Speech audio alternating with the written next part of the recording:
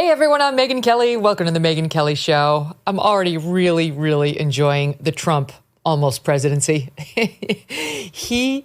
I think he loves the drama. I think he loves sending people just running with their hair on fire to their little keyboards to write things about him, good, bad, or otherwise. And that's what he's been doing for the past 8 days and probably will be doing for the next 4 years. We've now reached the nuclear meltdown portion of the post-2024 election news cycle as President-elect Trump's proposed cabinet takes shape. If you thought Pete Hegseth's nomination, that's hard to say, Pete Hegseth's, try to say that, nomination to lead the Defense Department would get people talking, buckle up, baby, because another pick late yesterday sent shockwaves through both parties. President Trump announcing Congressman Matt Gaetz as his nominee for Attorney General. What? Where were you when you heard, what? As Sarah would say. My hairstylist. It happened on the same day that the former president made a triumphant return to the White House and was greeted by a positively beaming Joe Biden. The news cycle is a gift. We've got the perfect guests to discuss all this and more today. Joining me today for the full show, the fellas from the Ruthless program, Josh Holmes, Michael Duncan, John Ashbrook, and the man known to his minions as Comfortably Smug. Don't miss a moment. Subscribe to this show on YouTube and follow me on Insta, Facebook, and X. This holiday season, millions of families across America will rely on credit card rewards to visit their loved ones.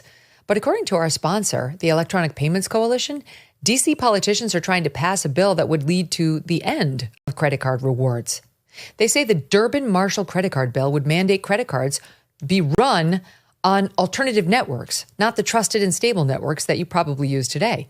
And there's no guarantee that the convenience, zero liability fraud protection, and rewards programs will remain. The Electronic Payments Coalition says corporate megastores will make more money while you sacrifice your payment convenience, rewards, and peace of mind. Find out more at guardyourcard.com and consider telling Congress to guard your card and oppose the Durbin-Marshall credit card bill. Learn more at guardyourcard.com. Guys, welcome back to the show. Oh, it's so good. We have so much to talk about. Sometimes we save the best stories for you, and sometimes we just get smiled on by the gods. Yeah. I feel like it's hard to catch up. All right. Where were you when you heard Matt Gaetz, right? Because I think we were all like, oh, Pete Hegseth, well, there's a curveball. And then it was like, no, right? My exchanges with my team was like, we're the bullshit. No, you lie. And sure enough, he's nominating Matt Gaetz to be the Attorney General. I'm not going to lie, I wasn't even 100% sure Matt Gaetz was a lawyer until I was reminded he is a lawyer. And it's had the predictable response. Fetterman, I think, probably summed it up the best by saying the following. I think this is it. Let's listen to SOT 1. I would describe it as God tier level trolling to just trigger a full-on China syndrome to own the libs in perpetuity. Pretty accurate. I think he's right. Right? What do you guys make of it? I love that he gets it now. Yeah. He totally gets it. Well, I like to think of Donald Trump as like a T-Rex from Jurassic Park, and he's testing the electric fencing on Washington, D.C. See how many of the establishment he can anger with these nominations, which has been very entertaining. Yeah, Pete Hegseth obviously created the defense industrial complex meltdown that we saw. And he was like, God, I really thought that would be worse. Yeah. Well, let's get a load of this one. Totally. Though somebody was saying that Hegseth was the prep for Gaetz, and now Gaetz could be prep, or for Hegseth was the prep for Tulsi, and Tulsi will be the prep for Gaetz, and now God only knows what's coming next. No idea. I think the greatest renewable energy in Washington, D.C. is outrage. Yeah. But he's threatening to take that meter down to zero. All right, Yeah, so I mean, let's talk about it, because Gaetz, for the listening audience, is controversial for a number of reasons. He is definitely a professional shit stirrer. He is fiercely loyal to Donald Trump. He actually is a very effective cross-examiner, and that I am realizing comes from his time as a lawyer. But he's very good when he's going after somebody on Capitol Hill at these hearings. But he is also immersed in controversy. Some salacious allegations have been made against him by the DOJ, which then decided not to pursue charges. Gaetz has denied these charges. We can talk about them, but still under investigation by the House Ethics Committee or Oversight Committee. Now that's done because he resigned yesterday when this news came out. But it's going to come up if he goes through a confirmation hearing. And then also something probably closer to your hearts, you guys. He took down Kevin McCarthy as House Speaker over on the Republican side, and then kind of didn't really have a solution ready to go once Kevin McCarthy fell. But this is one of the reasons why a lot of the so-called establishment Republicans hate him, and therefore it is, let's say, far from a guarantee that he will be confirmed, because we already have Murkowski and Collins on the record seeming to say it's a no. They can't afford to lose too many others. And, you've got some squishes over there when it comes to these kinds of people. So I don't know. Andy McCarthy says, why are we even engaging in this debate? He's never going to be confirmed. So this is all pointless. So who wants to take it? Any of those? Well, yeah, look, all of that is true. Everything you said is true. And he's dedicated his entirety of his congressional career to creating enemies, mostly from within, like mostly within his own party. And it kind of goes way beyond the establishment of your own party. He's just not played by anybody's rules, which I imagine probably makes him pretty popular amongst the American people, certainly outside the Beltway. The problem is, as you suggested, at some point you have to figure out how to get 51 votes to get confirmed as Attorney General. I think we may have talked about this, months and months and months ago, Megyn, is that Donald Trump's nominee to be Attorney General was always going to be the most controversial of them all. It was going to be the most difficult because of this hardened Democratic opposition to it, some concerns lingering on the Republican side about what he would do with the Department of Justice. And so he just went full Leroy Jenkins on it and was like, if you're gonna be controversial, well, then let's make it the most controversial. And that's where we're at. I do think the only thing that I'm concerned about from a Trump standpoint is how much political capital do you use on this stuff. He's got 4 years, and you got to figure out how to get a whole bunch of things done in the first 6-8 months. And political capital is at its highest when you win an election, certainly in the fashion that he did. And you begin to drain political capital out of it with each thing that you do that becomes controversial, that you have to actually use the power of the presidency to try to get through.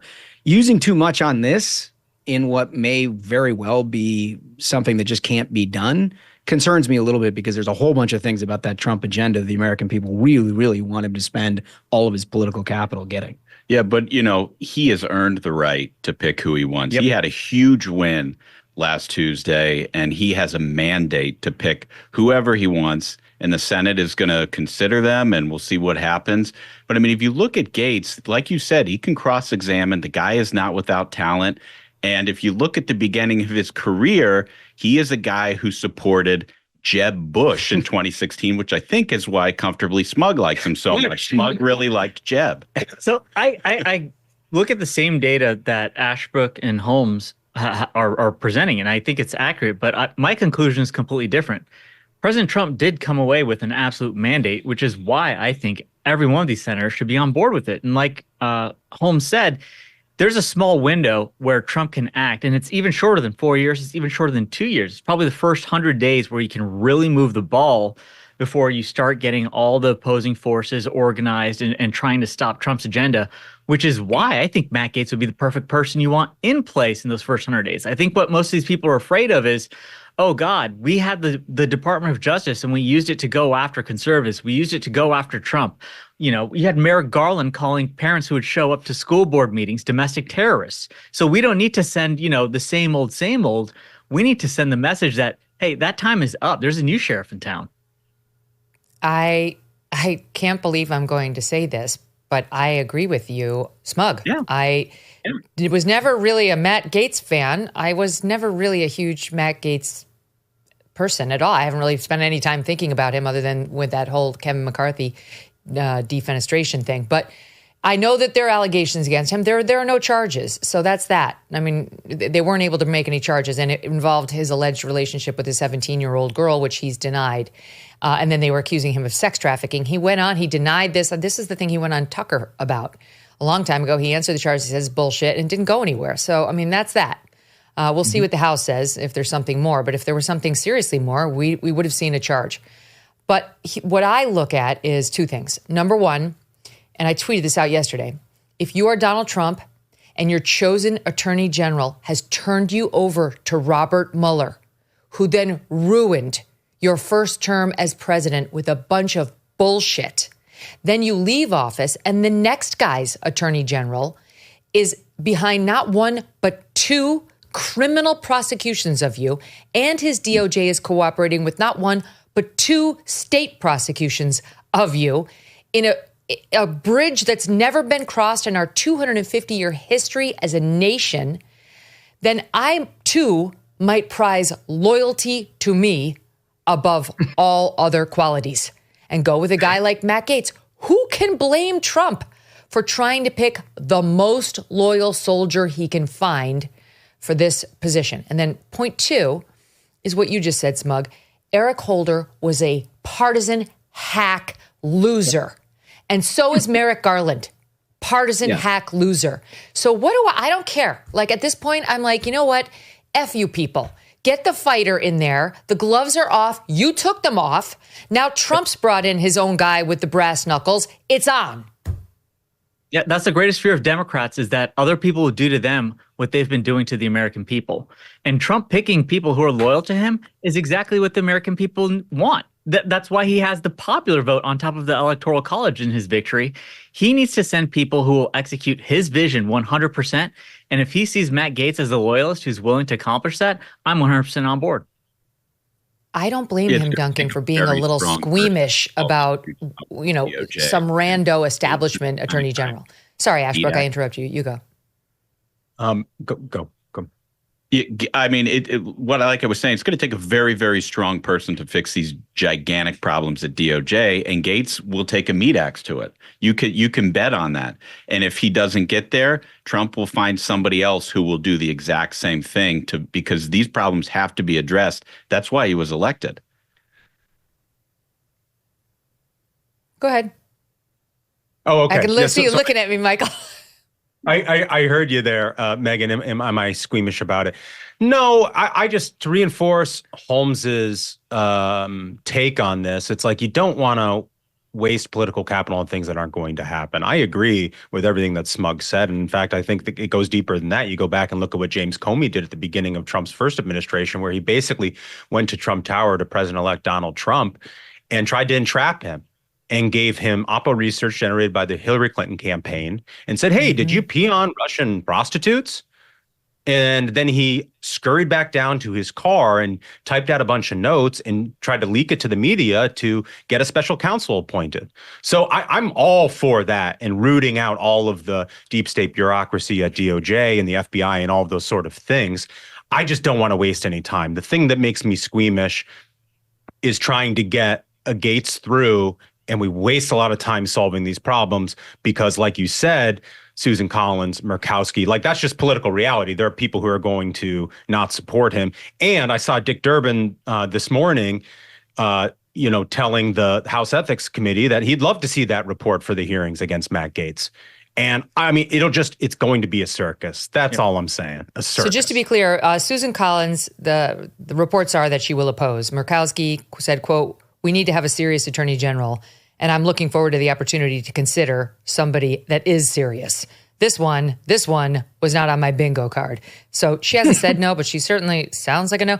Then Senator Tom Tillis, Republican of North Carolina, he didn't say no, but he said the following: "I have very few skills.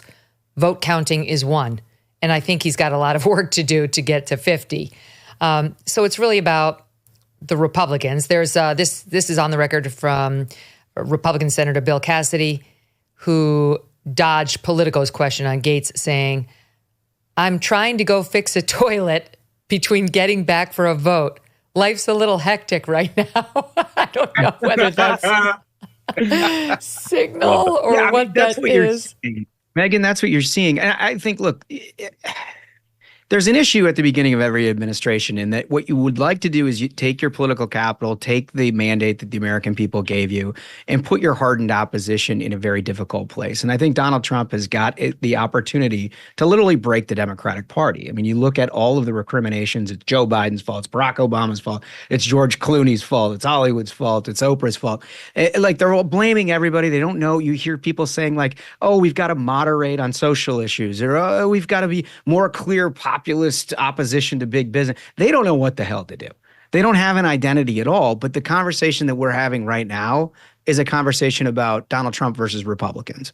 And I think if you're doing that for a prolonged period of time at the beginning of an administration, you're sort of missing the opportunity to sort of forever change not only the policy that comes after, but the political dynamic in which Democrats live in, which they're very, very uncomfortable with, provided you have a united Republican Party that is absolutely beating the drum on them. And it just makes Dick Durbin's job easier. It makes Chuck Schumer's job easier when we're arguing amongst ourselves.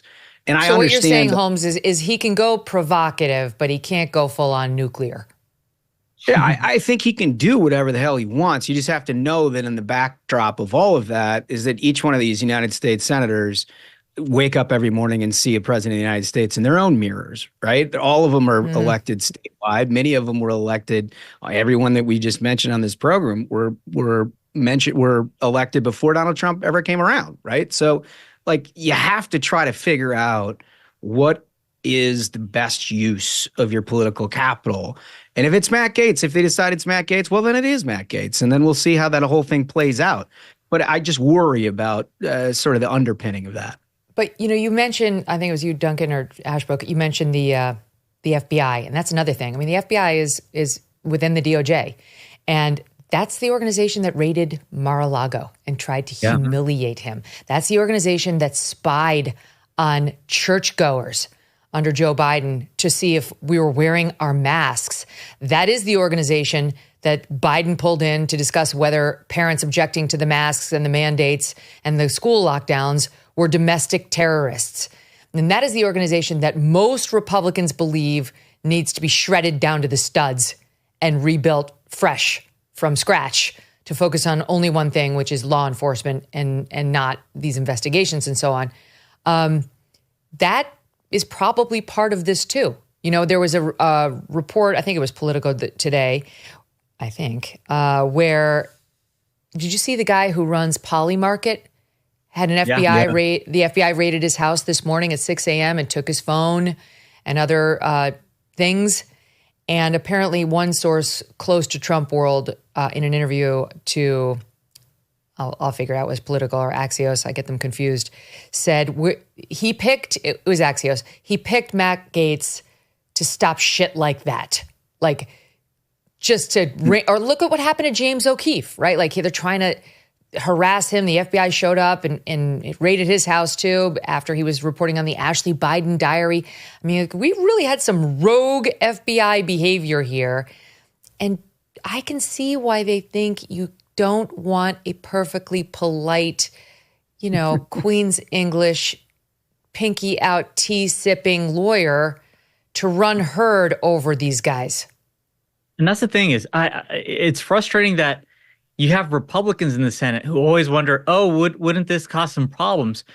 And the Democrats never thought, will this cause some problems when they sent Merrick Garland, who wasn't fit for the Supreme Court, so he's not there. When they sent Eric Holder, who since running the Department of Justice has gone on to essentially start a dark money group that gerrymanders districts across America so conservatives can't have their voice heard.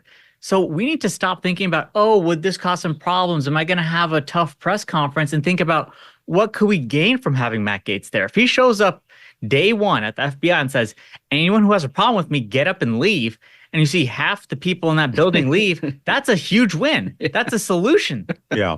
I guess at the end of the day, what I would prefer is that, like, the opposition, to use an analogy from golf, you're playing a heads up match against somebody. They take out the driver and they hit it into the water and they're out of bounds. Pull the 5-iron. Pull a 5-iron and hit it down the middle of the fairway and go and use your political capital on, I don't know, deportations, a 70-30 issue in this country, fixing the economy, ending the wars. Yeah. Those things are worth using your political capital. He doesn't need to. How does he? What do you mean? He already has the public support on those issues, so he doesn't have to burn political capital to do those things. Well, what I'm saying is the Democrats on the deportation issue will make it a circus. They're going to make it a circus on the Matt Gaetz thing. But when what's his name, Homan, is not his nominee. Oh man. When all that stuff starts to be implemented and put in motion, there's just an effect in Washington, I think, 3 months into a new administration, 6 months, where the cement starts to harden and it gets harder to do things legislatively, right? And so if you get all of these things in process and in motion in the first 100 days, you're going to reap the political benefits into the future. I mean, I think the biggest question. How much? Wait, let me ask this quickly. How much can they slow down? How much can the Democrats slow down this confirmation hearings? Like, how long will this drama be with us? Well, it's not really up to the Democrats to provide the pace. I mean, it'll be Chairman Grassley, the Judiciary Committee chair, who will set a timeline. They'll obviously have to go through your background checks and your financial disclosures and all of that. And once they're satisfied with the information, then he sets a hearing date. You've got hearings and ultimately, report out a committee and they'll set a date for a confirmation. So Democrats can't do a whole bunch about that. But what they can do is turn the Judiciary Committee into a big top circus, as we saw like during Kavanaugh, for example. Anita Hill. Yeah, and the question is, look, everything that you guys have talked about in terms of the problems with the Justice Department, the problems with Merrick Garland, Eric Holder, insane, the FBI, everything they're doing, nobody disagrees on that. I don't think there's any Republican that disagrees with the notion that we have to do something about that. I guess the question is whether or not you send RuPaul in to do it, right? I mean, there's different ways. There's different ways. Holmes is not a Gaetz fan. I think we've determined Holmes is not behind the pick. Keep going. I don't dislike him. I mean, to be honest with you, Megyn, my problem has never been with Matt Gaetz. In fact, he's kind of said some nice things about the Ruthless Variety program. So I have no problem with this guy. I have a problem with us just sort of pretending gravity doesn't exist. And I really we're going to find out whether it does. Yeah, I wish we would take the opportunity to sort of like study and understand how the most effective implementations of policy have happened, because we don't have a very long. It doesn't sound like Trump.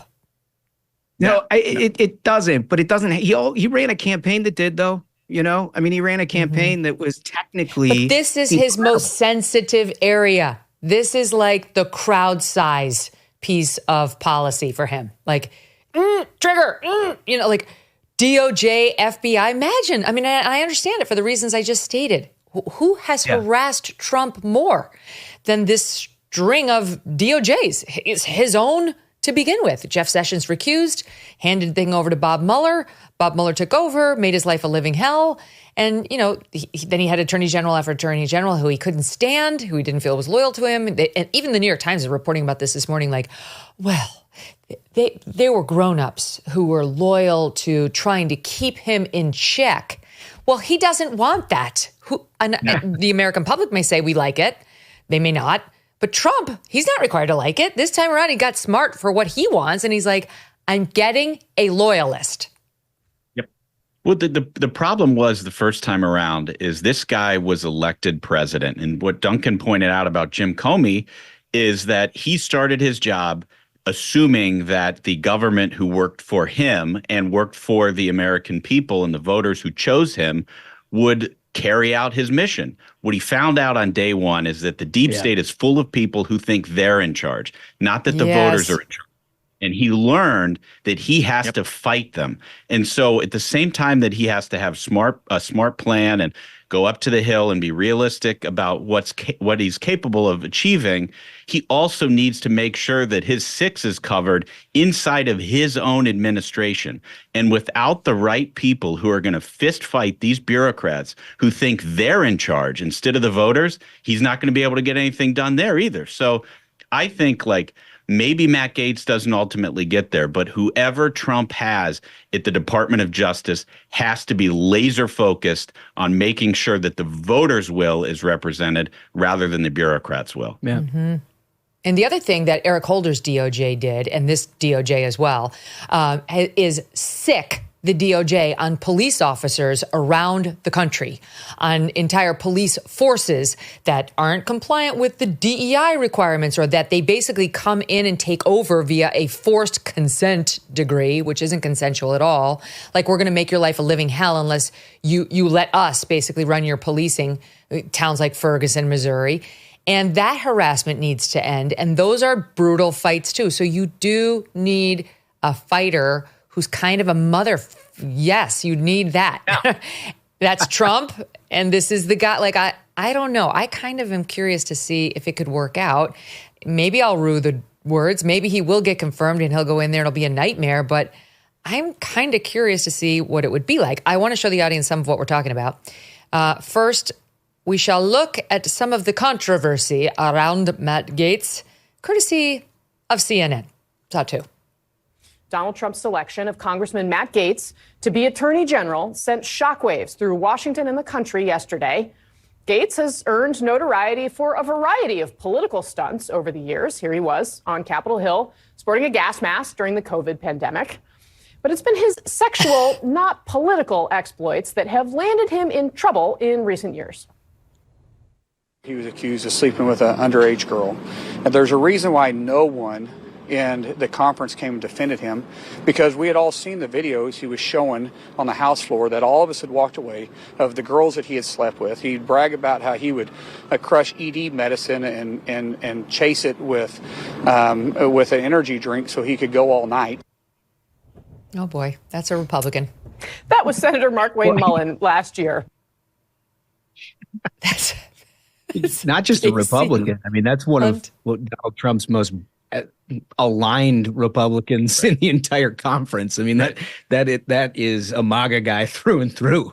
Right. So what you're saying is that the confirmation hearings are going to be NC-17. Like, we should not let our children watch. Is that pretty much where we are? From a content perspective, I don't know that we can ask for anything more. I think it's going to be must-see TV. Yeah. Here's the thing. This is the same playbook that they pulled on Trump. They said, oh, gosh, all this salacious stuff about him. There's this Access Hollywood. Oh, and there's this porn star who now owes Donald Trump money for lying about him. It's like, when are we going to learn that you can't compromise with these people? Trump tried to compromise. He tried to play nice. He had Dianna Feinstein show up at one of those press conferences. He had Schumer and Pelosi show up at press conferences. And all they did was try to stand in his way and obstruct and now try to put him in jail. Why should he compromise on anything? And Republicans shouldn't be focused on, can I compromise to get some more political capital? No, we got to steamroll them. We got so many electoral votes. We got the popular vote. It's not time to worry about political capital or anything. You just steamroll everyone your way because that's what the American people wanted. Yeah, you have 100 days to get shit done. And then you're kind of like already, if you're a one-term president, closing in on lame duck status. Let's take a look at Matt Gaetz. I show you some of the negative allegations against him, though I posit that the gas mask incident is a positive for him. I applaud it. I fully support that. It was absurd what we were doing, and that's what he was trying to point out. Let's take a look at the combative Matt Gaetz versus someone who is loathed by center right, and right along as well, Merrick Garland. Did you ever have a family member profit off of the notoriety of any case that you sat over? Say again, you're asking yes or no? You're asking me to comment on a case currently. Well, it seems you're connecting the dots, Mr. Attorney General. I'm just asking you as to a general principle, but you are aware that Judge Merchan's daughter was profiting off of this prosecution. You are aware that that creates the appearance of impropriety. You know the very reason there's a federal rule against judges giving donations is because it is the very attack on the judicial process that we're concerned about. I'm sorry, I don't agree with anything you just said. The judge is making money on it. The judge is making money on it. The judge's family is making money on it for stuff that you yourself wouldn't do. You know, no one's going to buy this. No one's going to believe it. It's going to create great disruption. And I am saddened by it because, like you, I have given my life to the law. I care deeply about the law. And I think that the lawfare we've seen against President Trump will do great damage well beyond our time in public service. Let me tell you something, guys. Have we seen any Republican senator go after Merrick Garland like that? That's right. And he's going to be a handful when they try to embarrass him at his confirmation hearing. Oh, yeah. No question about that. I mean, he's handled himself in committee rooms just about as well as anybody. I mean, we'll see. Look, he if it comes down to a rhetorical battle, I feel pretty confident that he's going to do just fine. The question is whether it gets to that or not. Who are the likely no votes outside of Collins and Murkowski, guys? I think there's about a third of that conference that wants this thing to get taken care of, where they actually have to do anything about it. I think. Wait, what do you mean? What do you mean? I think if you had a vote within the House of Representatives, which thankfully for him, you don't have to do, but amongst Republicans in the House of Representatives, I don't know that he'd get more than 30 votes. Like, I think this is somebody who people, it's not an unknown quantity. You know, we're talking about the Matt Gaetz as though, you know, he's just sort of showed up and he's President Trump's pick. He is that. But he's also spent the last 6-7 years around a whole bunch of people who now determine his fate. And that is not an irrelevant piece of this puzzle. I mean, if you have Markwayne Mullin, of all people, expressing deep concern about his character, that bleeds over into a whole bunch of people. Who, and again, they're not going to be worried, Josh, about crossing Trump. I do. I think that's why there's a whole bunch of people who have not discussed whether or not they'll be supportive or not. Unlike Pete Hegseth, where people ran out right immediately and they said, "Well, what a controversial pick," and people are like, "Well, I think it's a great pick." I think enormous amount of Republican senators that came out for a very uncontroversial pick. And I do not, just once again, I don't want to conflate two things. There is nobody in the Republican conference in the Senate who thinks you ought to have a Merrick Garland-led DOJ, or that what the FBI did was great, or that the lawfare against President Trump and his allies is fair game. Like, nobody thinks that. Everyone thinks that this place needs an incredible amount of work. The question is whether this is the guy who is not only most capable of doing it, but could do it at all. And that, as I think, is what's going to be litigated. Now, there's a chance he could get confirmed here, but he's got a lot of work to do, is my only point. And what I would consider for a lot of these Republican senators, especially the ones who voted to confirm Merrick Garland, is how about you rethink your thinking on what you would support for an attorney general? Were you wrong in the past? Maybe you should go with Trump. He's been right to the point that so many Americans. You have the Democrat Party. AOC removed the pronouns from her bio today on Twitter. Okay, they're on the run. What? Yeah, they're on the run, and it's because of Trump. It's not because a bunch of Republican senators shocking. AOC and the knee. No, it was Trump, and so he knows what he's doing. You got to get on board with this agenda. The American people have said that they wanted it. Why would Republican senators stand in the way of the mission that Trump is on, that the American people have put him on? And honestly, and it's not like the DOJ is such a vaunted institution currently in November 2024 that we have to maintain how pristine it is. We can't have untoward hands touching it. Please, it has its reputation is in tatters thanks to its own behavior. Merrick Garland ruined it, absolutely ruined the DOJ. He'll have to account for that with his God when he eventually meets him. Okay, you mentioned Chuck Schumer, who is now the minority leader, and get a load of this guy. My God, it's amazing to me to watch these guys go. It's SOT 7. To my Republican colleagues, I offer a word of caution in good faith. Take care not to misread the will of the people, and do not abandon the need for bipartisanship. After winning an election, the temptation may be to go to the extreme. We've seen that happen over the decades, and it's consistently backfired on the party in power. So instead of going to the extremes, I remind my colleagues that this body is most effective when it's bipartisan. Democrats will never abandon our values, but neither will we reject an opportunity to move the ball forward to make people's lives better when we can. The question is now whether or not Republicans are willing to do the same. To my colleagues on the other side, once again, do not abandon bipartisanship. Wow. That's a completely different tune than when he was threatening Supreme Court justices when they were... Listen, Ashbrook, we have it. SOT 8. I want to tell you, Gorsuch, I want to tell you, Kavanaugh, you have released the whirlwind, and you will pay the price.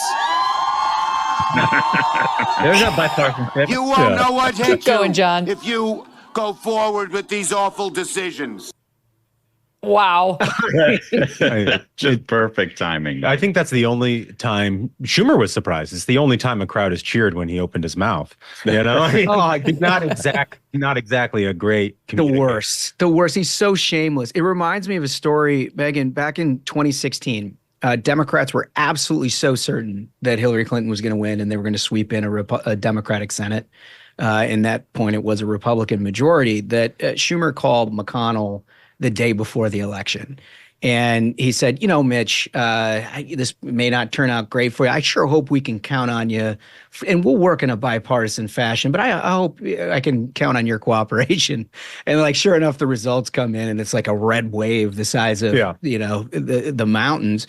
And so that's amazing. Just called him back and was like, you know what, Chuck, I think that was a good idea. I think that could make a lot of sense to be cooperative. Yeah. You know, I mean, the Democratic Senate majority, you know, they are all about making D.C. a state and Puerto Rico a state and eliminating the Electoral College and eliminating the filibuster. And I wonder on that last one, eliminating the filibuster, if there's still support of that. You know, now that we control the chamber. You think about guys. Why don't we do it just for abortion? That's what Kamala Harris said she believed in, that we should eliminate it just for abortion. Okay, why don't we do that now? Let's eliminate minority rights in the Senate just on abortion so that the Republicans with a 51, it's going to be 53, seat majority can push through whatever national abortion legislation they want. How do we feel about that now? It's so hypocritical. These people are so dishonest. It's absurd. And they're not going to do it. To their credit, you will not see Donald Trump or these Republicans in control of the Senate and House even try that. It's a liberal pipe dream, and shame on her for even pretending that it was a reality. It's not going to be. I want to spend a minute on Tulsi Gabbard. So, Director of National Intelligence, which has gotten a lot of people upset as well. By the way, was it the greatest trade to get Tulsi for Liz Cheney? I mean, that I don't think you could improve that. I'd make a sports analogy, but I don't know any. So they're upset. They don't want her to do this. They're actually back some corners of the internet with she's a Russian spy, like she's somehow Russian because Hillary Clinton put out that nonsense when Tulsi was so effective in that 2020 presidential debate. In any event, what is going to happen with Tulsi? Will she be confirmed as Director of National Intelligence?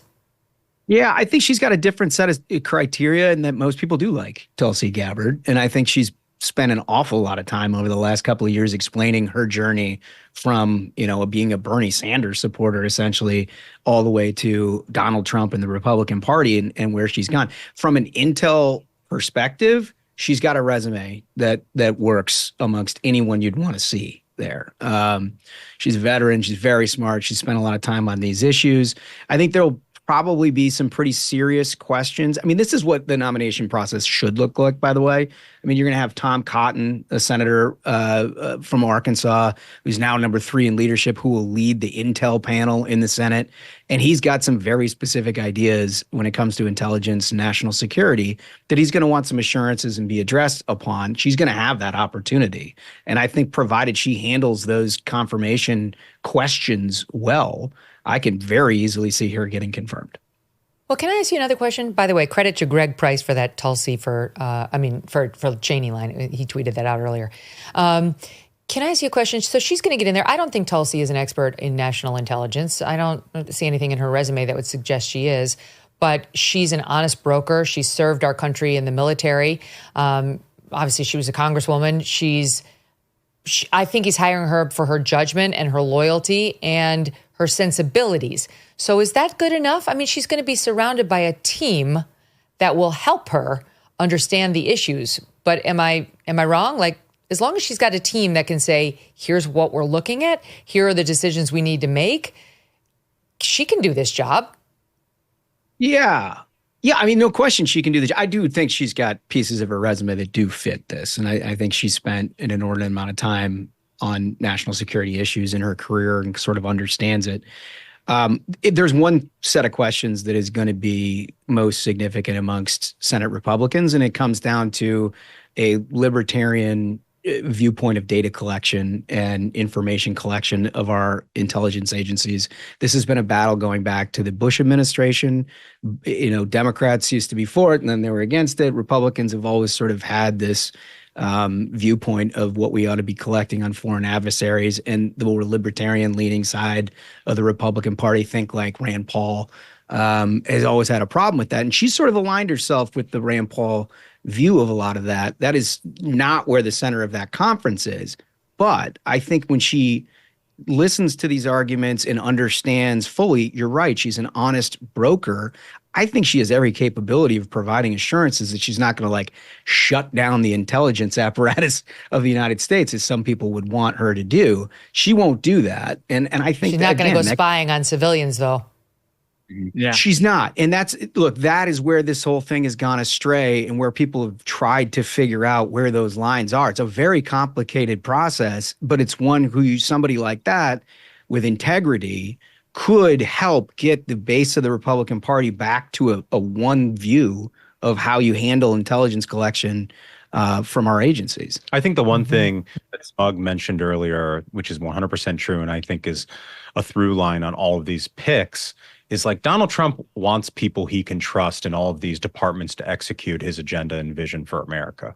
And that means they have to have loyalty to that vision, whether it's Matt Gaetz or Pete Hegseth or Tulsi, somebody with a different view who reflects the mandate that the voters gave him on election day is there to disrupt the status quo and the failed bureaucracy. I mean, and it's not just Tulsi, it's not just Matt Gaetz. I mentioned Pete Hegseth. You remember for the 4 years of the Trump administration, like the idea of a deep state became a joke in liberal media. They're like, that doesn't exist. Right. And then the second Donald Trump's administration was over, you had TikToks, full media reports about how people in the Pentagon slow walked his policies that he wanted to implement, which I don't know, feels like a fireable offense. Yes. That they weren't informing the president of the United States, that like when he told them, hey, this is how I want to plan the step down in withdrawal in Afghanistan, they would ignore him and they'd slow walk it and they would hope he would forget. That's why these picks are so important for Donald Trump. He needs people that he can deputize at these departments to fulfill his objectives. Yeah, that's right. I got to tell you this. So yesterday we talked a little bit about Kristi Noem, who I admit was not my favorite after the puppy killing incident and the reports about her and Corey Lewandowski. I'm not going to lie, I changed my opinion of her, even though I really liked her when she came on the show to promote her book. But if she gets confirmed to this very important position, we are going to have to support her, and I will. And the more I thought about it, the more I kept thinking along the lines of, Tulsi for Liz and what a good trade this was. Who in their right mind wouldn't take Kristi Noem over Rachel Levine, which is one of he is one of the senior most HHS or Department of whatever, he's over at HHS officials that we have. Like, look at this. At least we're now replacing the fake women with real ones at the top of government. And I was thinking about some of the freaks who have been in the Biden administration. Remember Sam Brinton?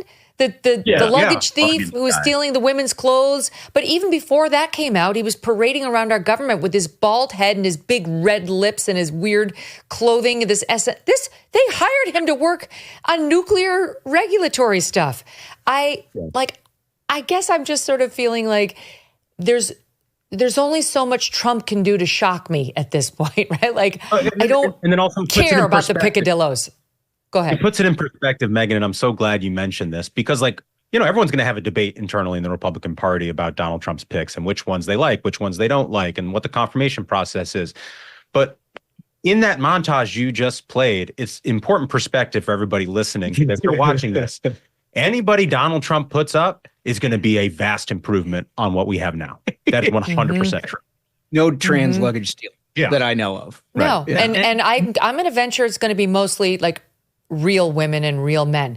You're not allowed to not hire somebody because they're trans. That's what the Supreme Court said. Justice Gorsuch was the deciding vote. Even if they're in a position where they have to interact with people who might be, very against the belief that one can trans one's body, notwithstanding what God has done to us. In any event, that's a Gorsuch thing that okay. In any event, but we're certainly not going to have people parading around with bald heads and blue lips and S&M gear. At a minimum, I think President Trump will reinstitute a dress code if we get that kind of a nonsense, which is just a return to normalcy. That's the thing is, how could any Republican senator stand in the way of President Trump when we've gone through 4 years of this? And like the front lawn of the White House was full of trans people who were getting topless during an event President Biden's at. Like, yes. Get over yourselves. What is your ego thinking that this is not how things are done in Washington? What have you seen for the past 4 years? President Trump is the real return to normalcy. Tom Homan would look pretty crazy with the blue lipstick. Oh my God. Can imagine Tom trying to make conversation with Sam Brinton at a cocktail party. It's kind of fun to think about.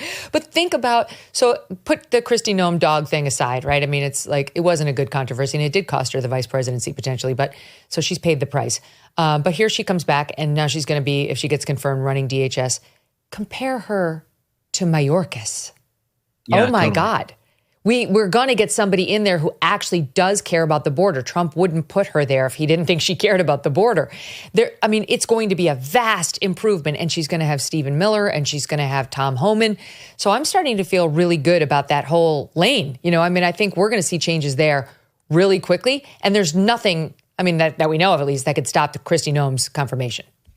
Yeah, really, really well said. I agree with you on all of those points. She also has the experience, right? She spent an enormous amount of time in the House of Representatives. She's been an executive as a governor, two-term governor of a state, and she spent an awful lot of time around Donald Trump to know exactly what it is that he wants to do on the border and cares deeply about these issues. I think it's a no-brainer. Yeah. I don't see anything that stops that. Look how she handled a puppy that was a problem. What do you think she's going to do to Clark House? Well, yeah, so that's the one wrinkle in this is we have a new senator from West Virginia, Jim Justice. If Jim Justice's dog, he's going to want dog, assurances. He's going to want. He's got to be sure that you're not coming after baby dog. Oh, God, Duncan, when they mentioned Kristi Noem was the choice, the internet, God bless X, it resurrected all those scary dog pics from they're eating the dogs from that phase of the campaign. So they were all over X like, Kristi Noem. Very funny. Very, very funny. Okay, I want to play this out for you. It's not on immigration, but it's related. It's about the crime in our major cities. And here is the New York Times' Ezra Klein talking to the guys over at Pod Save America about that. Listen. The thing that surprised me least about the election was the sharp red shift in these big cities. Because if you just talk to anybody who lives in them, they are furious. And this idea that like, oh no, the economy is actually good or crime is actually down, or this is all just Fox News, like shut the fuck up with that.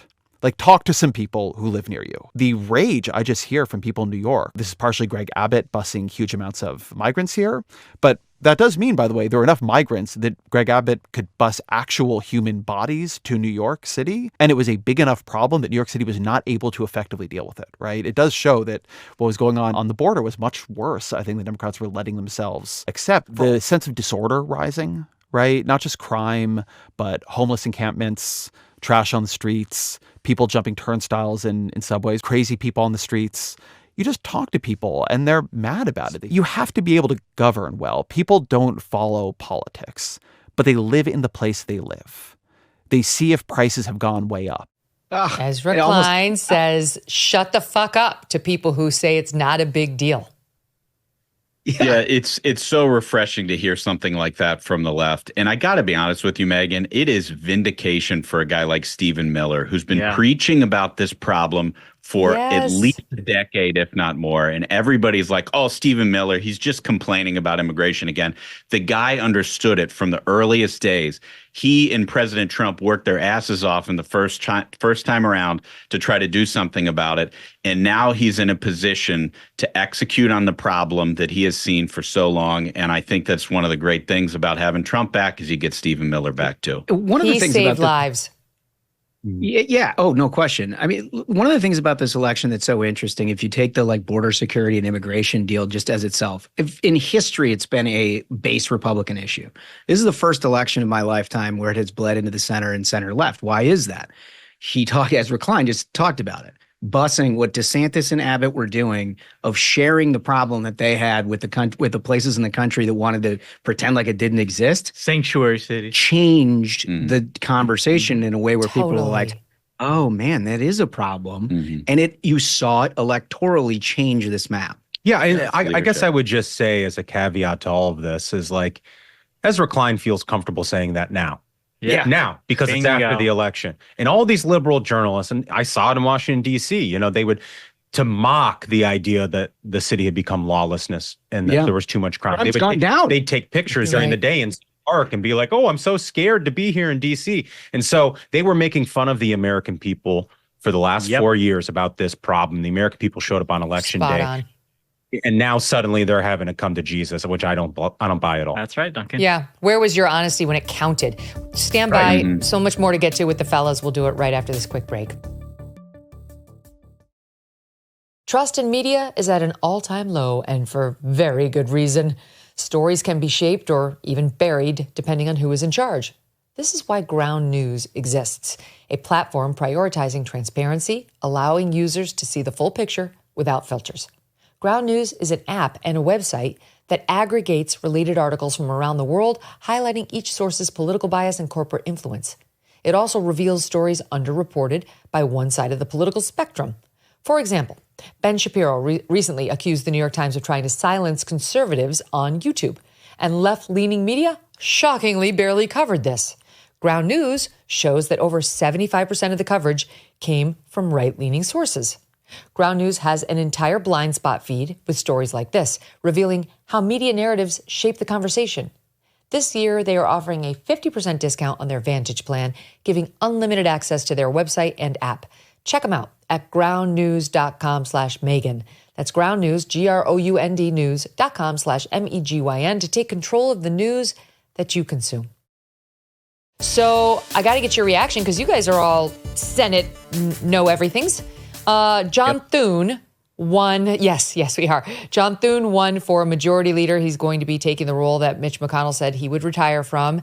This is despite a last-minute effort by Rick Scott, the entirely pro-MAGA loyalist, versus the other two who are conservative, Cornyn and Thune, who are in the running, but I guess slightly less pro-MAGA. I mean, they're fine with MAGA. They're just not like Rick Scott. So Thune won. And after all that, Rick Scott got 13 votes. So it didn't go very well for him.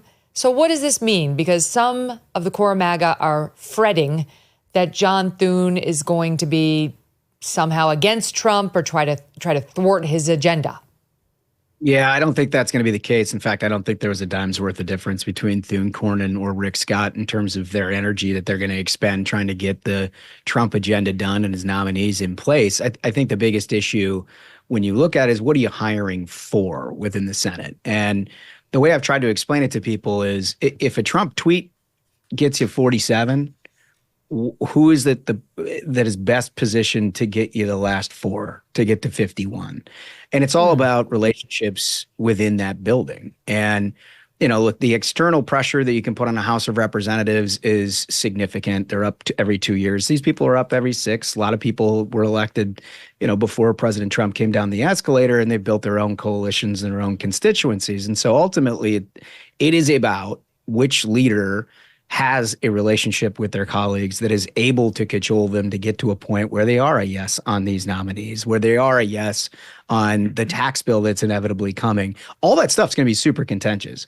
And you can bet there's going to be 46, 47 votes that Trump's position alone is good enough to get there. But 46 or 47 doesn't get you to 51 to make law. And I think John Thune is uniquely able to have those conversations. He's had these relationships with senators for a very, very long time. He knows what it is that they care about, and he can make deals to figure out how to get these things over the finish line. So I think that's ultimately the good news for people who are maybe fretting about, you know, is this guy all in versus somebody who they perceive as being all in. He's definitely all in. There's no question about that. The question is, how can you be effective? And I think he's going to be tremendously effective. And just brass tacks, I mean, John Thune has had the job of vote counter. He's been whipped, you know, so like this is a guy who has that experience of building all those relationships and knows what these members need. And to Holmes's point, like you don't make law if you don't get to 51. So like this can't just 50 now. Right. 50 now. 50 now, which is good because you'd have JD. So they can lose 3. So they can lose 3. So on any given piece of legislation, let's say Trump really wants to get a border bill through and he doesn't want to do this all by executive order this time. He'd like to get law on the books that requires the next guy to do it the way Trump's doing it. Who are likely to be the squishes in the Senate? Because, you know, well, I guess, I mean, he's got to it's going to be tight in the House, too. They've got a 4-vote margin, we expect. And now they're losing congressmen left and right. The elevated Stefanik, Walls, the other guy for CIA, and now Gaetz is out. I'm assuming we're guessing these people will also be replaced by Republicans, but it could take a while. But so we've got Murkowski and Collins. Mitt Romney's still in the U.S. Senate. That's 3 right there who don't always vote, in line with Trump's ideals, let's say, we can anticipate.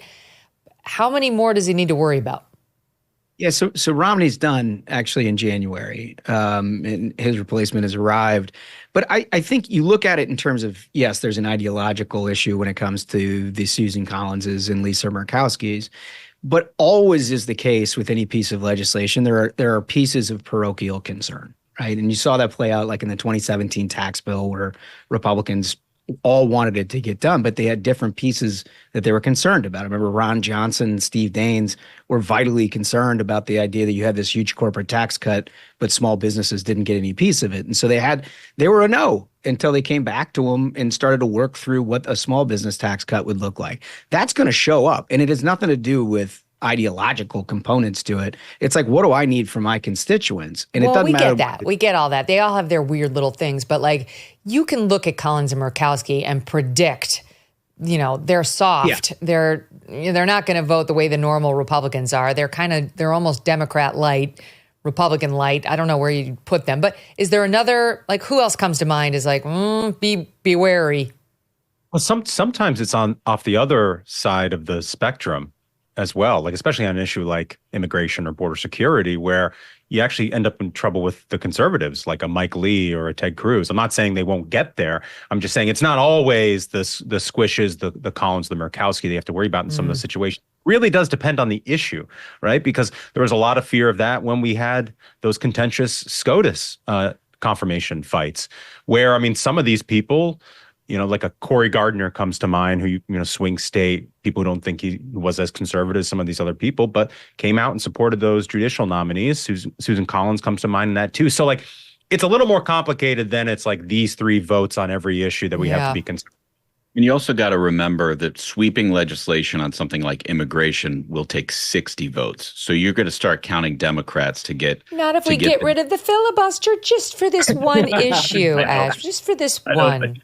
You can address immigration narrowly through, Josh mentioned the 2017 tax bill. They used a process called reconciliation for that allowed the bill to be passed at 51 vote threshold. And so you can do some things on immigration under reconciliation, but not as much as you would like to.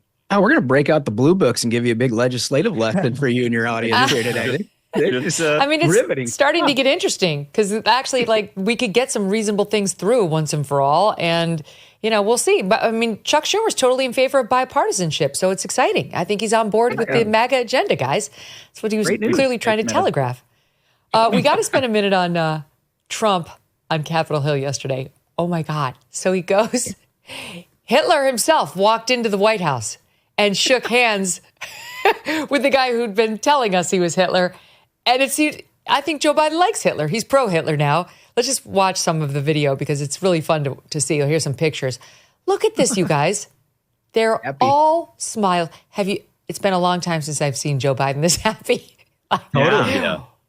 My friends, that right there on screen right is a Trump voter. Am I wrong? Prove me wrong. No, you're not wrong. I think they're planning a tea time at that moment. Yeah, they're going to settle once and for all. They really should do that. That would be incredible. Some of the memes out there were like, having Trump say, and then I went to McDonald's, and then I dressed up as a garbage man. Biden. Brilliant. That was brilliant. See how I helped you out by calling people garbage? Anyway, we were marveling over the 8 airplane logs in that fireplace behind that. Is roaring. That is about. Can you imagine? It must be like 400 degrees in that room. Yeah, it looks amazing to me. You know me with my 76-degree studio. I'm really wrestling with the whole thing because on the one hand, I love to see it. You do love to see it. It's the way it used to be. Peaceful transition of power. They say mean things during the campaign, but we always come together. Trump blew that apart in 2020, which was no bueno. But here they are back at it. But I just feel like it's also so disingenuous because Joe Biden's DOJ has been trying to put Trump in jail for the rest of his life. and his entire party has been calling Trump Hitler even after he took a bullet to the head. So it's just, to me, it's very hard to look at that guy on screen, right, and be like, yes, shake his hand, Trump, rah, rah. Yeah. I mean, I'm certainly not like in the forgiving mood when it comes to how they've treated President Trump throughout this campaign, but it is kind of nice to have to watch them sort of grovel at this point. Yeah. Like there is I think you said it, Duncan, there's an element of Schadenfreude to the whole thing. Oh, yeah. You're just like, oh man, he's got to sit there. But you know what? He actually looks like he enjoys it. I mean, I don't know about the White House staff. He looked fun. Well, the White House staff did scramble out. So when Trump was walking in, they were flocking to the steps just to catch a glimpse of him. So you've got the most famous man in the world history walking in, and nothing proves that the king has returned quite like Biden's staff just trying to catch a look. Okay, but what do we think is really going on? Because do we have the video, you guys, of Jill Biden and Kamala Harris sitting next to each other on the Veterans Day ceremony? Right? Pull it over.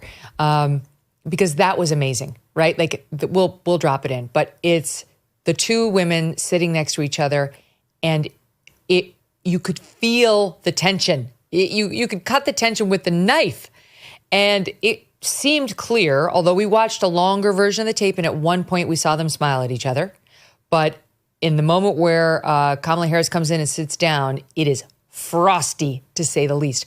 So why would Jill Biden hate Kamala Harris, which is what the tape looks like? This is how Kamala Harris treats all Trump voters. She has always been bad to Trump voters like this. And you gotta, I understand. It's actually really interesting, the pathology behind the hatred of it. This goes back to the Biden and Obama camps hating each other. Yeah. You had Michelle Obama, who was very friendly with Hunter Biden's ex-wife. And so they never liked Hunter Biden. And of course, Joe and Jill are pretty fond of Hunter Biden. So there's always been this chilly relationship. And as we all now know, it was Team Obama behind dethroning Joe Biden, throwing him to the wolves, and then throwing in Kamala instead to be on the ticket. So those two sides have never liked each other. They were also discouraging. Just remember, they were discouraging Joe Biden from a 2016. Yep. They basically cleared the way. Wait, but that explains the Obamas versus the Bidens. This is VP Kamala on P blood. This is Jill Biden hating Kamala, which I'm just going to say, if you believe the narratives we've been fed, Kamala was not behind the coup. Kamala was a reluctant comer to the nomination. She did nothing until Joe Biden surprisingly called her that Sunday to say, I'm bowing out and I'm going to endorse you. And she said, thanks a lot, my good friend. And then she ran and she didn't crap on Joe Biden. She had opportunities. She didn't do it. So why does Jill Biden stare at her like the devil just showed up in the seat next to her? Well, of course, it's all a bullshit story, right? Oh, I mean, the okay. idea There it is. And look, she was eagerly anticipating the opportunity, shall we say? And it didn't start that way of her actually defending Joe Biden at all. If you looked at their convention, it was like all the problems that beset the American people is the old guy's responsible for all that, and I just showed up and I'm going to fix it all. It was a very much change message until you started getting these stories out of the White House, these process stories about how irritated the Bidens were with that brand of messaging, which I honestly think contributed to the ultimate gaffe of all gaffes that she made on The View, where she's like, oh, I can't think of anything I would do differently, because of that sensitivity that had begun to set in, because she knew the Bidens were so pissed off at the way she was handling it. The other thing is, now that she's lost, I mean, everyone on her team is like, Biden. First, they're like, racists and sexists and Biden. Right? Yeah. So I think Jill is probably like, F right off, Kamala. Right. I mean, I don't think they really wanted her in the first place. No. I think this goes back to 2020 and, basically the coup in the Democratic presidential primary that Biden executed with Clyburn from South Carolina after he got boat raced in Iowa and New Hampshire by Bernie Sanders and Pete Buttigieg and Amy Klobuchar. And then you get to South Carolina where Biden's going to do well. And suddenly all these people who beat him decide to get out of the race. And endorse him. And part of that deal was, I'm going to pick a black woman to be my vice president. Lo and behold, he picked probably the worst one in America. And she's not even black. She's not even black, as it turns out. JK, I don't.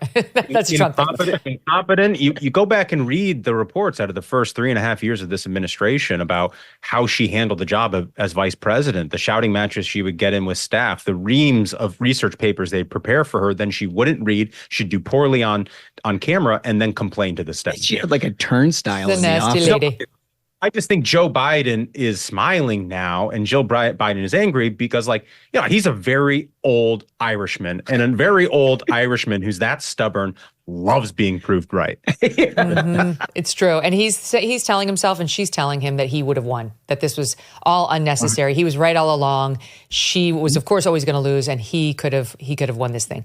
To my point of, like, they welcomed Hitler, you know, talking about how did Trump do it? How did he walk into that White House and shake his hand and magnanimously be like, you know, politics is rough, but today's a nice day, and shake the hand of the guy trying to put him in jail through his DOJ. How did Joe Biden do it if he genuinely believes all the things he and his team have been saying about Donald Trump? It's a question raised by Charlemagne over on his radio show. And he too has said that Trump is a fascist. And he made Kamala say that Trump is a fascist. And now he's really wondering why no one actually meant it. Listen.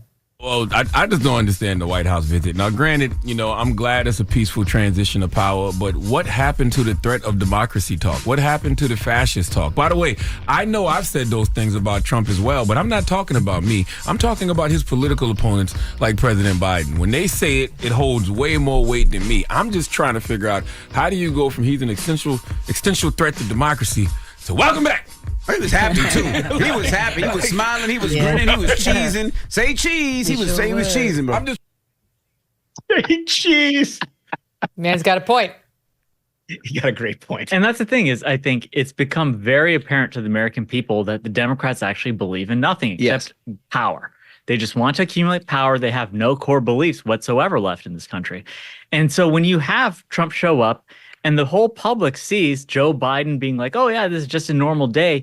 Well, I mean, weeks earlier, Joe Biden got in some trouble saying that, like, we should put Donald Trump in jail. Yeah. Right? So this shows that the Democrats were completely disingenuous. Their entire campaign, the cornerstone they made it was that Trump is a fascist. Trump is an existential threat.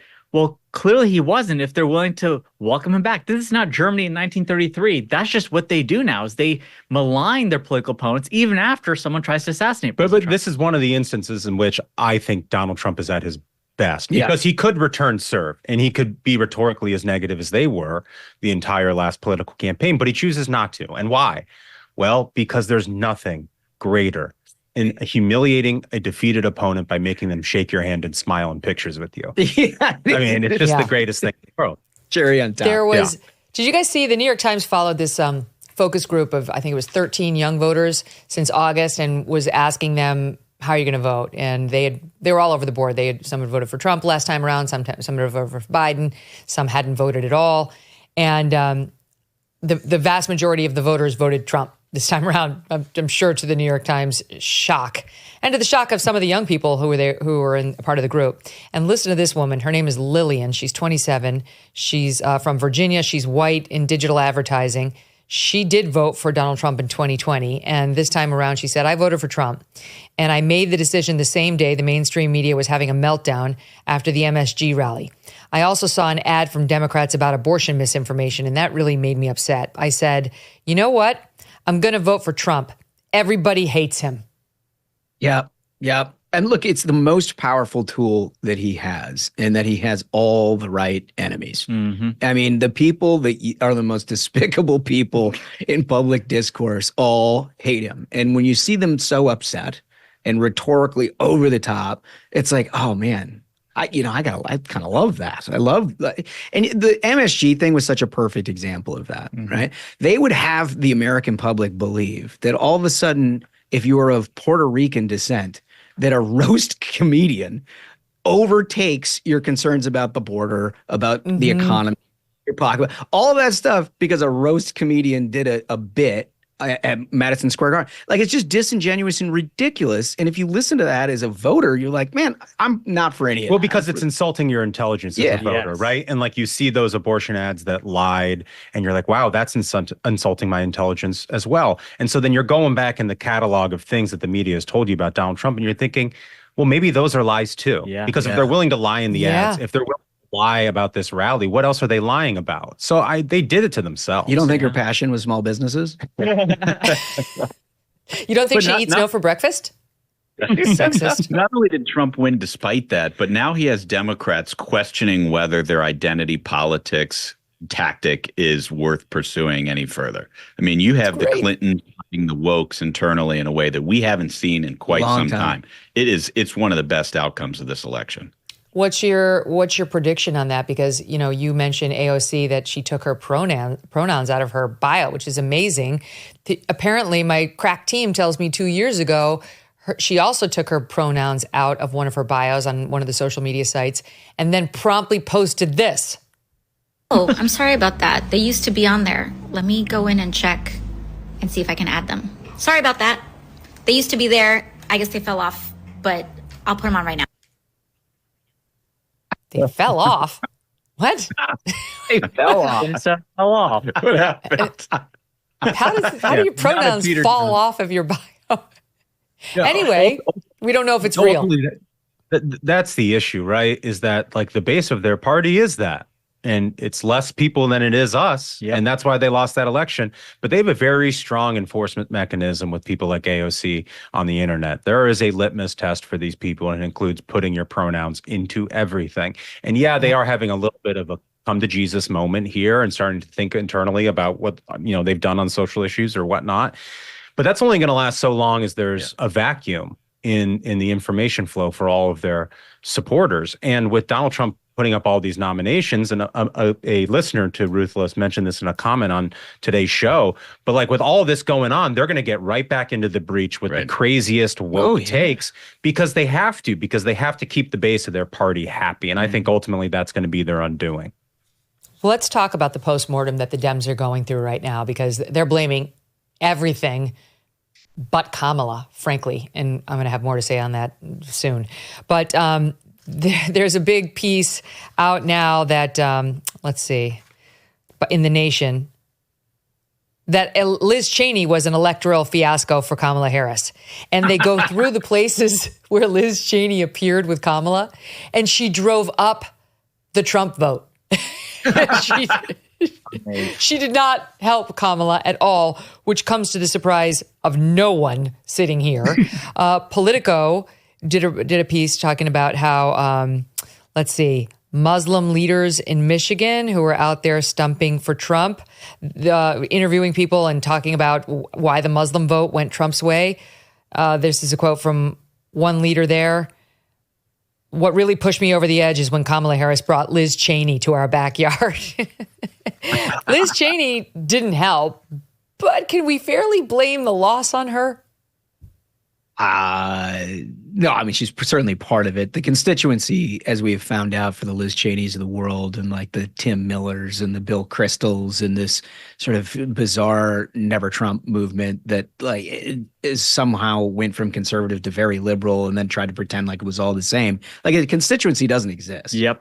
And you could see them when they were watching the election returns, the realization on their face that they're literally speaking to they're like, themselves. Oh no, is our grift over? Yeah, it's like really, that's in part. But I mean, I also posit that when you're like putting white papers out about tax breaks for, Black men in the last week of your campaign, like you're just not exactly where you ought to be from a messaging standpoint. Yeah, you just never got there. I don't think you can blame Liz Cheney for Kamala Harris losing. What you can blame is their fascination with the Never Trump movement as a constituency, distracting the Democrats from answering the questions about the simple pocketbook stuff that decided this election. And they couldn't figure out how to do that. They couldn't talk about the border. They were talking about, Liz Cheney. And like the distraction is ultimately what cost her. Yeah, and with any luck, we'll face Kamala Harris again in 2028. I mean, I don't think I don't think they will learn their lesson. And one good indicator of the way that party is headed is what they did with the state of Iowa. Remember, on the Democrat side, just as the same way as on the Republican side, the state of Iowa used to be the first vote that everybody in a primary had to go through. They removed that from their calendar so that people from California and people from the East Coast who want to be president on the Democrat side don't have to talk to voters in flyover country. Yeah. And as long as they don't have to check a box or learn how to talk to people from Iowa, they are absolutely going to keep nominating lunatics. Mm-hmm. I have maintained on this show in the past week and before, they can't excise wokeism from their party. It's too ingrained. It has metastasized. It's stage 5. I'm sorry, the honest oncologist will tell you it's over for you. So there's going to have to be some sort of a separation. That branch of the Democrat Party is going to have to become like the Never Trump branch of the Republican Party, exiled, irrelevant, and a joke. If Democrats want to win again, you're going to have to forge on without them. You will not be able to convince them to stop saying their crazy shit. I mean, I think that's the thing is they've become so insular. I've called them, they're a single issue, single gender party that doesn't believe in gender. So that's not exactly how you build a winning coalition. And I don't think they're going to moderate. I saw a clip the other day from The Daily Show where Jon Stewart said, okay, here's what the problem is. And then he ran some ads that you saw in swing states where Democrats who are running were trying to say, I do see that the border is a problem and that, the economy isn't great. And him and his audience were shocked. And they're like, no, they should have been running further to the left. Yeah. That's their diagnosis. From getting shellacked, they're like, no, we didn't go far left enough.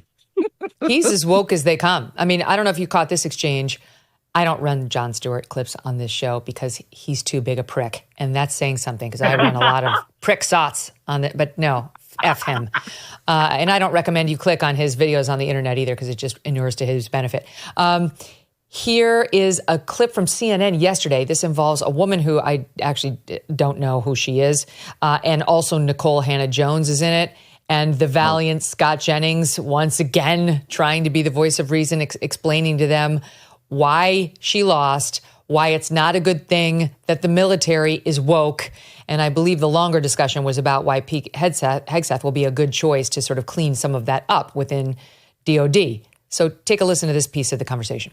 Did you see the election results? I did see the re-election results, but if you think that, let me ask you a question. Let me ask you a question. When you say anti-woke, when you say woke, do you think about a certain class of people, a certain group of people outside of yourself? I'm just asking you that question. It sounds like that to me because I am a black woman and I'm speaking from my experience. So I'm asking you from your experience. When you hear anti-woke or woke, does that identify a group of people? That's all I'm asking you because I'm asking you to help me understand so I know what you're saying. I mean, I tend to think about liberal people who have a fundamental disregard for, the underpinnings about founding of our country and who want to fundamentally change our society in ways that are not in line with a vast majority of the American citizens. That's what I tend to think about. I mean, those weren't my words. Republicans. My point is, Republicans have non-stop criticized Lloyd Austin and the Secretary of the Army, both of whom are black men in the highest levels of the military. Mm-hmm. And a lot of the arguments is that they're woke. At which, to Carrie's point, it sounds like it sounds very much about a group of people that it's code. It sounds like dog whistle politics. It sounds like you're talking about a group of black people. Keep going. Good luck. Keep it up. Good luck getting that out of your party. The anchor, the guests, Carrie Champion is her name, former sportscaster. Because they want Lloyd Austin gone, they're anti-black. When they cite the fact that he's woke and he's pushing a woke military, that makes you anti-black. Just as an aside, that's the best comedy on television today. I don't know if you've seen, every day there's a 6 or 7 different clips from that show where it is an absolute circus. Yeah. And still no one's watching it, by the way. It still has terrible ratings. The clips are just circulated amongst people like us to make fun of. I like to call it the CNN therapy hour. The downside is there may be a side effect to consuming this drug, and that is CTE. It is. You don't want prolonged exposure. That is for sure. Wait, what's the side effect? What did you say? ED? Because that probably comes too. No. I said CTE, from although maybe you can make the case. It's amazing that like you see these clips and Scott Jenkins is like, here's my advice, be normal. And they're like, no. Racist. It is so amazing. Bad. I got another example of it. Now, this person is not a politician and she's not a newscaster, but she's pretty famous and she's been in the news for bad things over the past couple of years as far as the right half of the country is concerned. Her name is Rachel Zegler. Zegler? I don't know. Zegler. Okay, there's something wrong with this person. She's also known as the star of Snow White and the Disney movie. Remember, she was out like a couple years ago being like, there's certainly not going to be a prince rescuing me. I can tell you that. And then even Disney got on its heels and they're like, we're going to reshoot the movie immediately. Like we're going to make some changes because there was so much backlash to her arrogance and just inanity. Well, she's back and she's very, very upset about the Trump win. Okay. This is a post she made on X. Here's what she posted. And by the way, she's starring right now in Broadway's Romeo and Juliet, so don't go see that. Okay, she writes, I find myself speechless in the midst of this. Another 4 years of hatred, leaning us towards a world I do not want to live in, leaning us towards a world that will be hard to raise my daughter in. P.S. She has no daughter. She has no children at all. Leading us towards a world that will force her, who's her, your daughter who doesn't exist? Okay, to have a baby she doesn't want. Talk about borrowed worry, fellas. Leaning us towards a world that is fearful. Yeah, 23 years old, no kids. I shouldn't be this shocked, but I am. I am heartbroken for my friends who awoke with fear this morning. And I am here with you to cry, to yell, to hug, to wax poetic on how the left continues to fail us in forging a new path forward. This loss should not have been, and it certainly should not have been by so many votes. I echo Ethel Kane's statement more than anything. May Trump supporters and Trump himself never know peace. Yeah. What the F? How? Yeah. Then she discusses the deep, deep sickness in the country. There's no help, no counsel in any of them. She attacked Twitter and Elon and finished with, fuck Donald Trump. Man. Hello, Disney. You're going to have to redo your film again because this woman is a pig and you fired Gina Carano for far less than this nonsense. That's the thing is, so Disney, I mean, this saga, like you said, goes back a very long time. So she initially comes out and Disney's first film that they ever won an Academy Award with was Snow White. It's beloved by, children and parents all over the world. And she says that that's actually a very creepy story. A woman doesn't need to be rescued by a prince and just attacks the film that is the cornerstone of everything Disney's built. They have this like PR move where she goes, she's like, no, actually, I love Snow White. It's a very nice story. And she steps in it again. And this comes at a time when Disney stock keeps going down. Yeah. And they're like, please just do not say anything. And yet again, they can't moderate. Simple. It's so simple. It's like we took all these beloved things that everybody loves and we ruined them. And we're shocked that we lost this election. That people, revolted against that. Yeah, no, there are a variety of responses that come to mind when you hear her post, but it is music to my ears.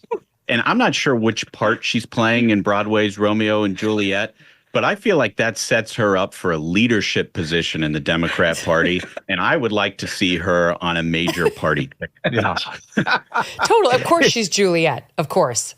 And they'll have no problem with this. Can you picture a Broadway actress who issued a post saying, F Biden supporters. May Biden or Kamala never have a moment's peace.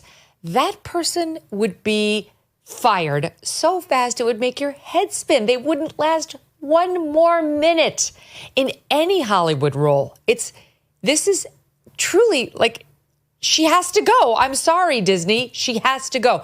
Right now, they're dealing with the controversy with ABC, with one of their biggest stars, Michael Strahan, who refused to put his hand over his heart for the anthem, and the blowback just for that. He stood there with his hands in front of him, even though he's the son of a military vet. The blowback has been enormous. It is dominating like the Daily Mail now for for 4 days now, since Veterans Day, for that. And you're going to put out a Disney film with Snow White, a beloved American character, with a woman who hates more than half the country, the half that just elected Donald Trump. This is an incredible pivot point right now. We'll see which way the woke Disney decides to go. Yeah, no question about it. I also think it's just sort of a microcosm of this larger issue that Democrats and progressives have had, in that they literally need to implant brain damage into people. And you see it, like, I mean, look at that quote that you just read from her. I mean, just completely insane. If you're going to distract millions of people from a failed economic policy, open borders, things that demonstrably make their lives totally worse, the only way to do that is to give them actual brain work. Yeah. Right? And like really pollute their information flow to the point where they don't know how to handle themselves in public. And like, you just don't see that on the right-hand side. Yeah. Right? You know, it's like you can have huge disappointments, but it's like, life goes on. For them, it's like, no, it's the end of eternity, because I'm surrounded by this information flow that has convinced me that literally is coming back. And it's sad, honestly. Right. It's no wonder that institutions like Disney and ABC are so out of touch with reality when you consider the fact that 80%, 90% of the people who work in both of those organizations think exactly like she does. And until they have a 50-50 split, they're not going to understand. A 50-50, like half Republican, half Democrat. Until they have that, they're not going to understand how to talk to regular people. Well, Ashbrook, there's a report out today about how these so-called mainstream, meaning corporate media dinosaurs, are in a full-blown panic right now, trying to find people who actually understand Donald Trump and his voters to come and be commentators on their shows, like The View. Then there's this whole debate about, is somebody going to get fired? Because already, believe it or not, they have 2 purported conservatives on The View right now. I know you don't know that, but they all hate Trump. They all hate Trump. So it's like, well, did they bring in a 7th chair onto the already crowded table, or do they fire somebody, replace with an actual Trump supporter? I'll be shocked if they find an actual. Even Megyn McCain was never a Trump supporter. She was just a conservative. They haven't had an actual Trump supporter on there, I think, ever.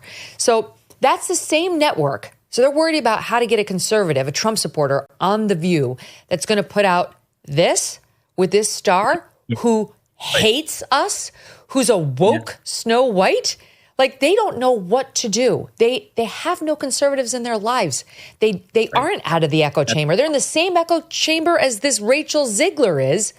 And that's why they can't figure out how to fix anything. Right. And you don't solve the problem with window dressing. One person sitting on the desk at The View having a conservative point of view is not going to change the problem, because they're going to get bullied to kingdom come when the cameras go off.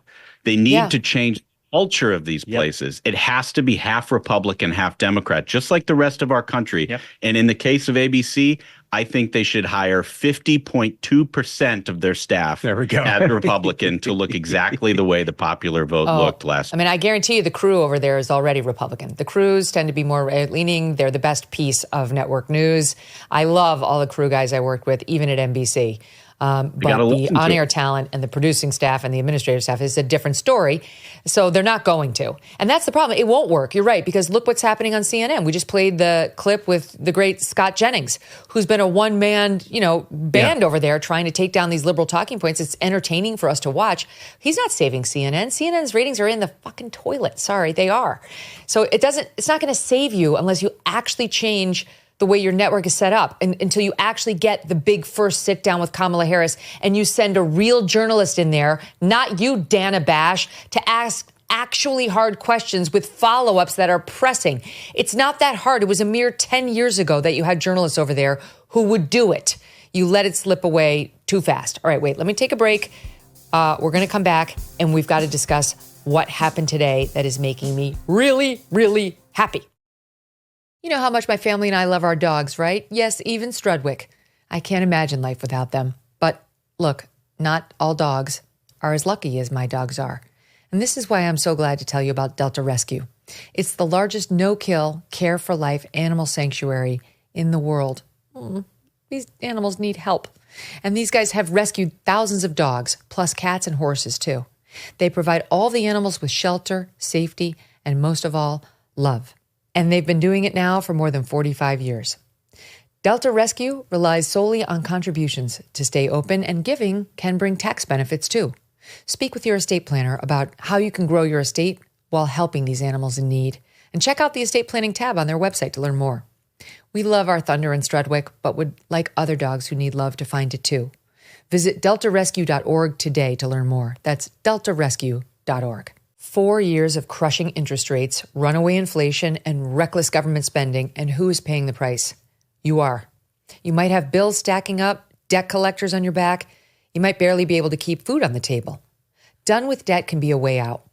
They have developed new, aggressive strategies designed to get you out of debt permanently, without bankruptcy, and without loans. Done with Debt stands between you and your bill collectors. They can go head-to-head with these creditors, getting balances reduced, interest rates slashed, and penalties stopped. They create a plan to end your debt fast and put more cash in your pocket every month. And right now, Done with Debt is accepting new clients, but you need to act fast. Some credit relief programs expire. Before you even make another payment, consider a visit to donewithdebt.com or call 1-888-322-1054 right now. Speak with one of their debt relief strategists for free.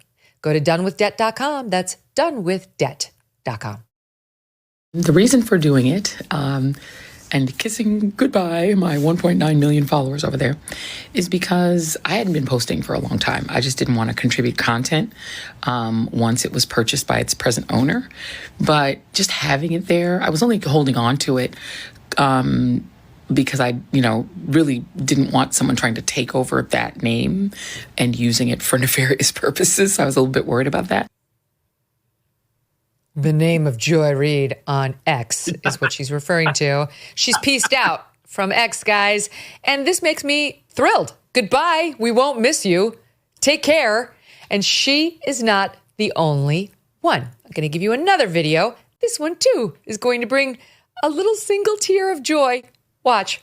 I have loved connecting with all of you on Twitter and then on X for all of these years. But it's time for me to leave the platform. I once believed that it was a place for honest debate and discussion, transparency and free speech. But I now feel it does not serve that purpose. Starting this Friday, November 15th, X is implementing new terms of service, which among other things states that, quote, all disputes be brought exclusively in the U.S. District Court for the Northern District of Texas or state courts located in Tarrant County, Texas. Now, as the Washington Post recently reported on X's decision to change the terms, this, quote, ensures that such lawsuits will be heard in courthouses that are a hub for conservatives, which experts say could make it easier for X to shield itself from litigation and punish critics. I think that speaks for itself. Oh my Don. God. Isn't that great? He's out. And she's out. And he wants us to believe it's because of the forum selection clause in the new Twitter terms, as opposed to the fact that everyone hates him. Yes. And she's only been there, guys, because she didn't want someone to seize her name and misuse that. Okay, sure. I mean, these people, this is a rash. It's a rash of Twitter exits. Jamie Lee Curtis quit. Bette Midler deleted her account. The Guardian, the paper, left X. It's absolutely delightful to see them run. Well, the hilarious thing is, if you look at the metrics, there's more people who are joining, and the metrics in terms of the number of tweets, the people who are on there keep hitting new record highs. And it's not an airport. You don't have to announce your departure. Like, no one cares if people leave. If their lesson from wow, looks like we didn't know what the American people are actually concerned about. Are we in an information silo? Let's all leave and create our own. Stay in your bubble. Super great takeaway from not knowing what people think is oh no, I need my own information silo. Yeah. This has gotten way out of hand. But I got to get away from the people who might help me. Like Joy Reid, to her, she was squatting on her account basically because she was afraid somebody would take it and use it for nefarious purposes. Just as a resident expert, Smug, is there anything that we could do with that name that would pollute the internet more than Joy Reid? I mean, I would absolutely.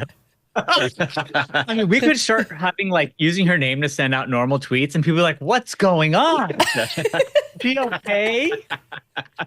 You could throw out like a Chief Justice John Roberts. The way to stop discriminating by race is to stop discriminating by race. People would be like, what? What? So she got hacked. Here, Mark Andreessen, he posted the following in response to all this. X needs a dramatic exit button. It's so true. Like, to your point, I'm leaving. Dramatic exit. Here I go.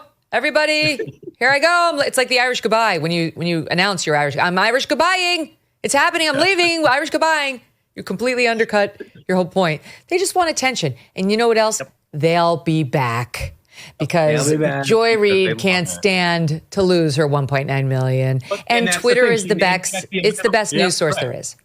Go ahead, Duncan. She checked the amount of followers she has, which tells you everything you need to know. They're just vain people who love attention. They love to be dramatic, just like that woman who made the Instagram post. She's in theater. They're in theater too. They'll be back because they love a crowd. But there was one that really did break our heart because it goes to the core of the game that we play on the Ruthless Variety program, King of the Hill. Jennifer Rubin. Yeah. That's going to be a real content hit for the Variety program.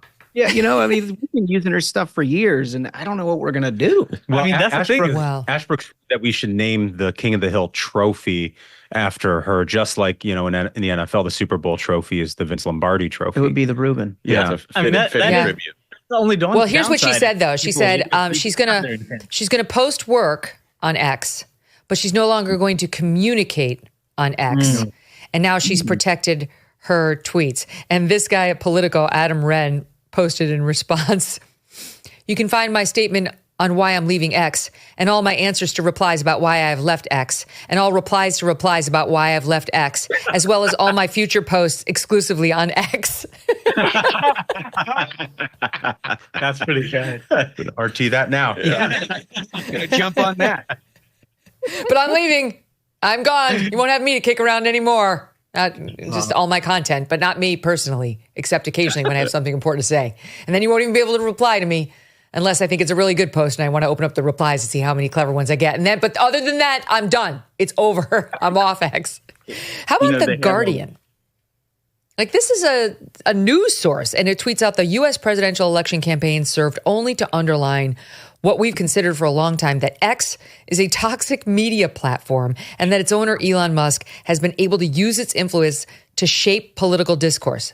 This is supposed to be a news outlet that can't take news it finds upsetting.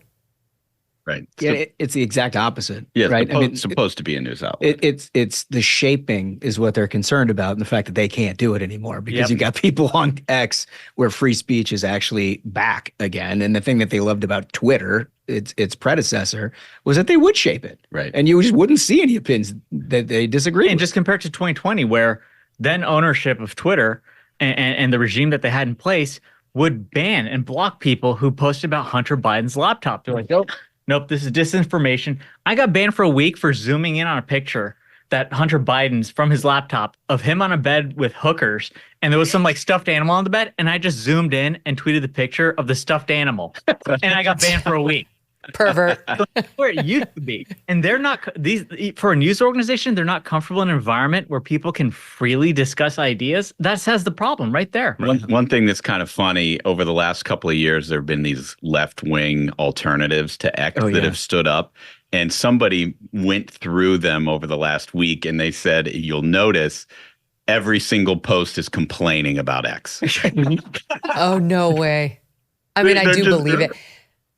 That's, I look at this and I think these people wouldn't last one day living the way right-leaning people live in this country, where everything around you is controlled by the other side.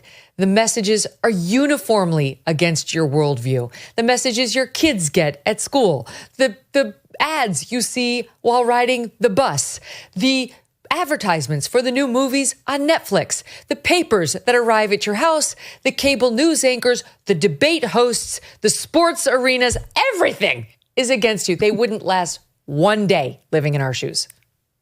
100% right. Yeah, I mean, they're like, well, we control Hollywood. We control every single media publication in this country. We have control of the government. Merrick Garland will kick in doors if you disagree with us. Why is Twitter the one place we can have to I'm out of here? I'm out. I'm out. And now they're over at like Jack Dorsey, who used to run Twitter, has started his own new thing. And good luck getting any conservatives to go over there because we're all still over on X, which is the greatest news feed in the world. That's why all these liberals will remain. It's only these far left lunatics who are leaving. Although Don Lemon has principled reasons. He really doesn't like the Forum Selection Clause and doesn't want to go down to Western Texas. Sure, Don, sure. So it's going to be yet another echo chamber. There's absolutely no need for this. Mark Zuckerberg already created Threads, which doesn't appear to be doing very well. And this one won't either. The reason most people use it is because they get their news there. And it's a great place to do that. Guys, it's a pleasure. It was just as great seeing you as I knew it would be. It's so fun. Thank you for having us. Thank you so much. Till the next time, don't forget to check out the fellas on their YouTube feed. Well worth your time.